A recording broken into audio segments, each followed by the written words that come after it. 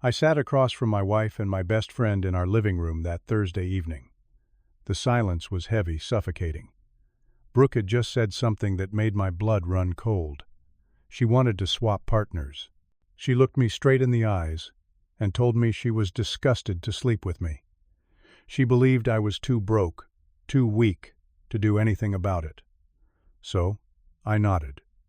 I smiled softly. She had no idea that quiet smile was the beginning of her total destruction. Before we dive into this story, let me know where you are watching from in the comments below. If you enjoy stories about betrayal and unexpected revenge, hit that like button and subscribe to join this community. Now let me take you back to where it all began, so you can understand why I smiled when my world should have crumbled. I met Brooke 7 years ago at a small coffee shop in Seattle. It was one of those rainy afternoons where the sky looked like it would never clear up. I had just started my first real job as a software engineer at a mid-sized tech company.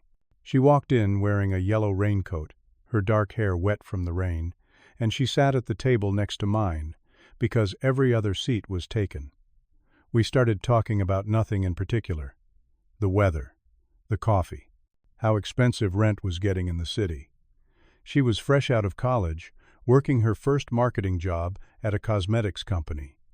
She had this laugh that made everything feel lighter, and by the time we finished our drinks, I knew I wanted to see her again. We dated for 2 years before I proposed. It was not a fancy proposal. No expensive ring, no helicopter ride, no flash mob. Just me, her, and a picnic at the park where we had our third date. She said yes with tears in her eyes, and I genuinely believed I had found my forever. Our wedding was small, maybe 50 people. My parents, her parents, a few friends from college, some coworkers. We could not afford anything extravagant, and honestly, we did not want it. What mattered was that we were starting our lives together. Those first few years were good. We would cook dinner together on weeknights, arguing over whether to add more garlic or less. We watched movies every Saturday, taking turns picking what to watch. We saved money, dreamed about buying a house, talked about having kids someday. I worked hard. She worked hard. We were building something together, or so I thought. What Brooke did not know, what nobody knew, except my 2 business partners, was that 3 years into our marriage, everything changed for me professionally. My college roommate Marcus and another friend named Tyler approached me with an idea. They wanted to build a startup focused on artificial intelligence for small businesses. They needed a lead developer. They needed me. I said yes, but I kept it quiet. We worked nights. We worked weekends. We operated out of Marcus's garage for the first year, surviving on pizza and energy drinks. Brooke thought I was picking up freelance projects to earn extra money. I let her believe that because I wanted to surprise her when we made it big. And we did make it big. 2 years in, we secured our first major investment. Then another. Then another. By the time my marriage started falling apart, my equity in the company was worth roughly $4 million. $4 million that existed in stocks and contracts and promises, not in my bank account where Brooke could see it. I kept the secret for 2 reasons. First, I wanted to wait until the company went public or got acquired before telling her. I wanted to hand her a check, not a promise. Second, and this is harder to admit, part of me wanted to know if she loved me for me. Not for money, not for status, just for the man I was. That test came sooner than I expected. About a year before that night in the living room, Brooke started changing. It was subtle at first. She complained about our apartment being too small. She pointed out that her coworker's husband just bought a new BMW. She mentioned how nice it must be to vacation in Europe like her college friend did every summer. I listened. I nodded. I told her we were doing fine, that things would get better, but she did not want to hear it. She started going to the gym more often. She spent money on expensive skincare products, designer bags, clothes she would only wear once. When I asked about it, she said she deserved to treat herself. Who was I to argue? Then she started mentioning Derek. Derek was my best friend from college. We played basketball together, studied together, got drunk together after finals. He was the kind of guy who always had to be the center of attention, always had to one-up everyone else. But I overlooked it because we had history. He had done well for himself. Sales director at a medical equipment company. Nice car, nice watch, nice everything. And lately he had been coming around our apartment a lot more than usual. At first I did not think much of it. Derek was my friend. Brooke was my wife. They were bound to interact. But then I noticed things. Small things. Brooke always put on makeup before Derek came over, even if she had been in sweatpants all day.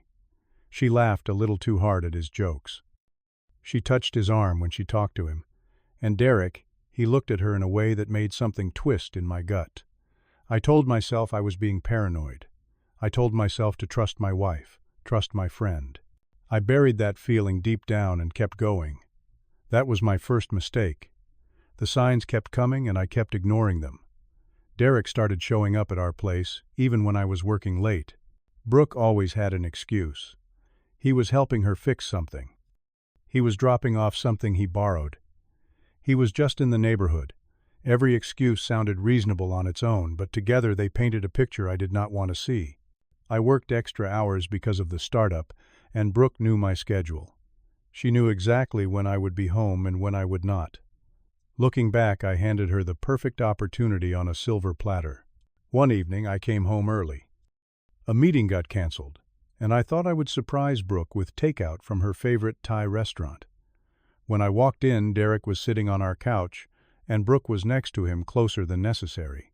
They jumped apart when they heard the door, and Brooke's face flushed red. "Nothing happened," she said. "We were just talking."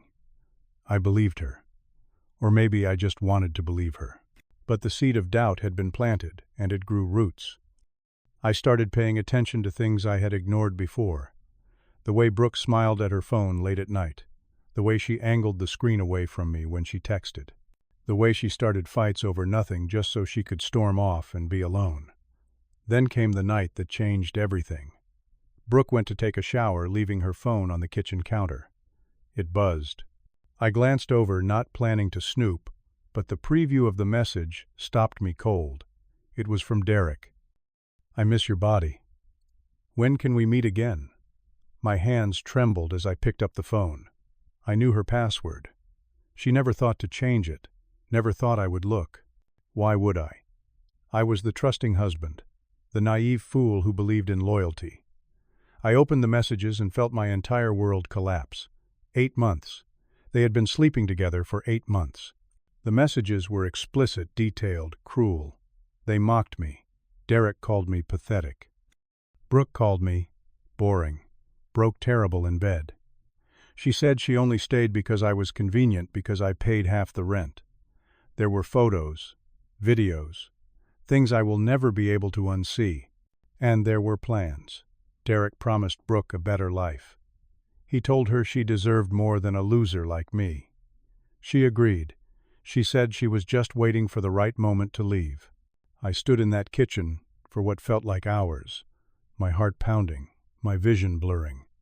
Every instinct screamed at me to confront her, to drag Derek out of his fancy apartment and beat him senseless, but I did not. Instead, I took screenshots. Every message, every photo, every disgusting detail. I saved them to a folder, backed it up to the cloud, and put the phone back exactly where I found it. When Brooke came out of the shower, I was sitting on the couch watching television like nothing had happened. "You okay?" she asked. "Just tired," I said. She did not press further. Why would she? She thought I was clueless. Over the next 2 weeks, I became someone I did not recognize. On the outside, I was the same old Quincy. Quiet, agreeable, harmless. But on the inside, I was planning. I contacted a divorce attorney, one of the best in Seattle. I showed him the evidence. He confirmed what I suspected. Brooke and I had signed a prenuptial agreement before our wedding. Her idea, actually. She wanted to protect herself in case things went south. What she did not remember, or maybe never bothered to read carefully, was the infidelity clause. If either party could prove adultery, the cheating spouse would forfeit their claim to shared assets. My attorney also helped me protect my startup equity. Since the company was formed before I discovered the affair, and since the shares were held in a separate legal structure, Brooke had no claim to them. She did not even know they existed. I also reached out to Amber, Derek's wife. Sweet, trusting Amber, who taught second grade and baked cookies for the neighborhood kids. She deserved to know the truth. We met at a coffee shop far from our neighborhood. I showed her everything. The messages, the photos, the plans her husband had made with my wife. She cried. She shook, but she thanked me. "You could have let me live in ignorance," she said, "but you did not. I will never forget that." I told her I would wait 2 weeks before making my move. She agreed to do the same. We would coordinate strike at the same moment, leave our cheating spouses no room to manipulate or lie. 2 weeks later, Brooke invited Derek and Amber over for dinner. I cooked. I smiled. I played the perfect host. Amber excused herself early, claiming a headache, and Derek did not even bother to hide his relief. After she left, Brooke looked at Derek, then at me. She took a deep breath and spoke the words I had been waiting for. "Quincy, I need to talk to you about something important." I already knew what was coming, but I let her say it. Brooke sat up straighter, and Derek moved closer to her, his smug face radiating confidence. They had rehearsed this, I realized. They had planned exactly how this conversation would go. "I want us to consider an arrangement," Brooke said, her voice steady. "Derek and I have developed feelings for each other. We think it would be best if we swapped partners. You could be with Amber. She is nice. You would like her." I stared at her, waiting. She continued. "Look, I am going to be honest with you. I am tired of pretending. I cannot stand sleeping with you anymore. It disgusts me. Derek makes me feel alive, desired, wanted. You just make me feel stuck." Derek nodded, placing his hand on Brooke's knee. "Buddy," he said, "it is nothing personal. Sometimes people just grow apart. Amber is a great woman. You two would be good together." I remained silent, letting them dig their hole deeper. Brooke sighed, mistaking my silence for defeat. "Quincy, let us be realistic here. You cannot afford to divorce me. This apartment is in my name. The car is in my name. You would walk away with nothing. But if we do this my way, everyone wins. We stay friends. We keep things civilized." She smiled, the kind of smile that said she had already won. So she concluded, "What do you say I let the silence stretch? 1 second, 2 seconds, 5 seconds. Then I nodded slowly. "Okay, I agree." Their faces shifted from tension to confusion to triumph in a matter of seconds. They had expected resistance arguments, tears. They did not expect surrender. "Really?" Brooke asked, disbelief in her voice. "Really," I said. "But I need 2 weeks to get my things in order. Find a new place. Tie up loose ends. Can you give me that?" Brooke looked at Derek. He shrugged. "Fine," she said. 2 weeks. But after that, you need to be out." I stood up, shook Derek's hand like we were closing a business deal, and walked to the bedroom without another word. Behind me, I heard them laughing softly, celebrating their victory. They had no idea what was coming. Those 2 weeks were the busiest of my life. My attorney finalized the divorce papers. We documented everything, built an airtight case. I moved my most important possessions to a storage unit. I coordinated with Amber, who had done the same. I also made one important phone call to my startup partners. I told them everything. They supported me completely, and agreed to announce my involvement in the company publicly after the divorce was filed. It was time for the world to know about Quincy, the co-founder, not Quincy, the broke software engineer. On the 14th day, I invited everyone to the apartment. Brooke thought I was coming to say goodbye and hand over my keys. Derek thought he was coming to help me move my last box.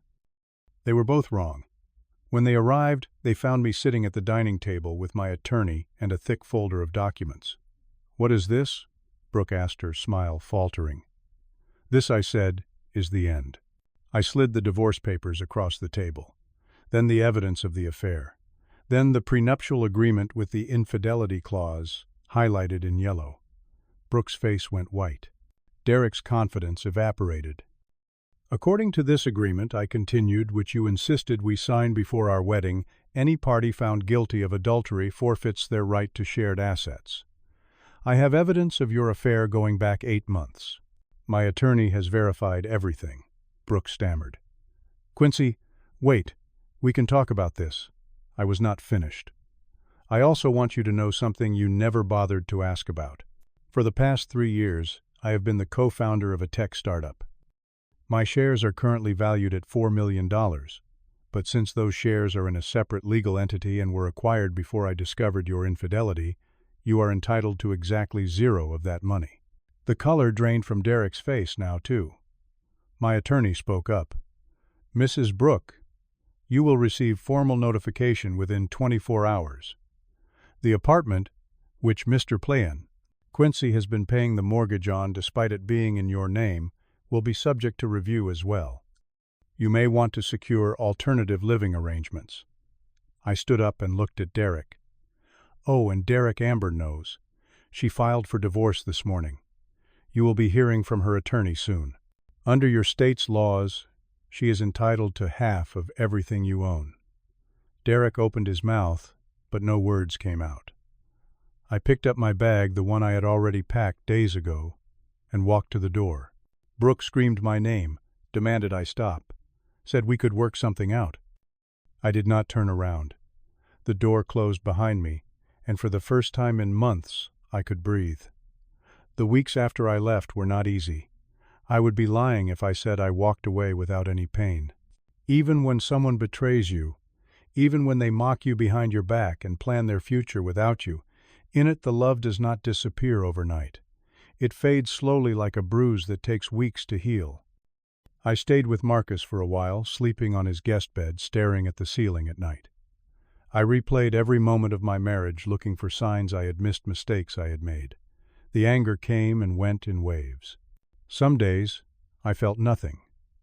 Other days, I wanted to scream until my throat gave out. But I did not let myself drown. I threw myself into work. The startup was preparing for a major product launch, and I used that as my lifeline. When my mind wandered to Brooke or Derek, I redirected it to code to meetings, to building something that was entirely mine. I also started taking care of myself in ways I had neglected during my marriage. I joined a gym, not to impress anyone, but because I needed to feel strong again. I reconnected with old friends who had drifted away. I learned how to cook meals just for myself, how to enjoy my own company. Amber and I stayed in touch. We met for coffee occasionally, 2 survivors of the same shipwreck. We did not become romantic. We became something more valuable. We became friends who understood each other's pain without needing to explain it. She told me about Derek's downfall. Losing half his assets nearly broke him. His fancy car was sold. His downtown apartment went to Amber in the settlement. He moved into a cramped studio and started drinking more than he should. Brooke did not fare much better. Without my income covering most of our expenses, she could not afford the apartment.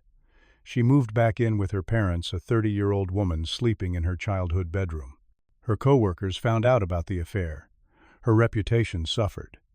And here is the part that surprised no one except them. Derek and Brooke's relationship did not survive. Within 3 months, they were at each other's throats. Turns out their connection was built on secrecy and excitement, not love. Once the thrill of cheating disappeared, all that remained were 2 selfish people who blamed each other for everything they had lost. They split up before the year ended. I heard about it from a mutual friend. I did not feel happy about it. I did not feel sad either. I felt nothing, and that nothing felt like freedom. A year after my divorce was finalized, I met someone new. Her name was Grace, and I met her at a tech conference in San Francisco. She was a product designer, with kind eyes and a laugh that reminded me why I used to love coming home at the end of the day. I did not rush into anything. I had learned my lesson about trust, about taking time to know someone's heart before giving them access to mine. Grace understood. She had her own history, her own scars. We built something slowly, carefully, brick by brick. And this time I did not keep secrets. She knew about my past. She knew about the money. She knew about the man I used to be and the man I was trying to become. She loved me anyway. Looking back, I realized that Brooke did me a favor. Not intentionally, of course. She meant to break me. She meant to use me until I had nothing left, and then toss me aside like old furniture. But instead, she set me free. Free from a marriage built on lies. Free from a friendship that was never real. Free from the version of myself that tolerated disrespect because I was afraid of being alone. The lesson I carry with me is this. Sometimes the people closest to you will underestimate you. They will look at your quiet nature and see weakness. They will look at your patience and see stupidity. They will assume they can control you because you do not fight back. Let them assume, because silence is not surrender. Sometimes silence is strategy. Sometimes the most powerful move you can make is to nod, smile, and wait for the perfect moment to walk away with everything. I do not hate Brooke anymore. I do not hate Derek. Hating them would mean they still have power over me. And they do not. They lost. I won. Not because I took revenge, but because I built a life they could never touch. And that is the sweetest victory of all. So if you are watching this and you are in a situation where someone makes you feel small, where someone tells you that you are not enough, remember this. Their opinion of you is not your truth. Your value does not decrease based on someone's inability to see it. Nod, smile, plan, and when the time is right, walk away into the life you deserve. Now, I want to hear from you. Have you ever been underestimated by someone who later regretted it? What did you do? Drop your story in the comments below. And if this story moved you, please hit that like button, subscribe to this channel so you do not miss future stories, and share this with someone who might need to hear it today. Thank you for watching. I appreciate every single one of you. Wishing you strength, clarity, and the courage to choose yourself when no one else will. Until next time.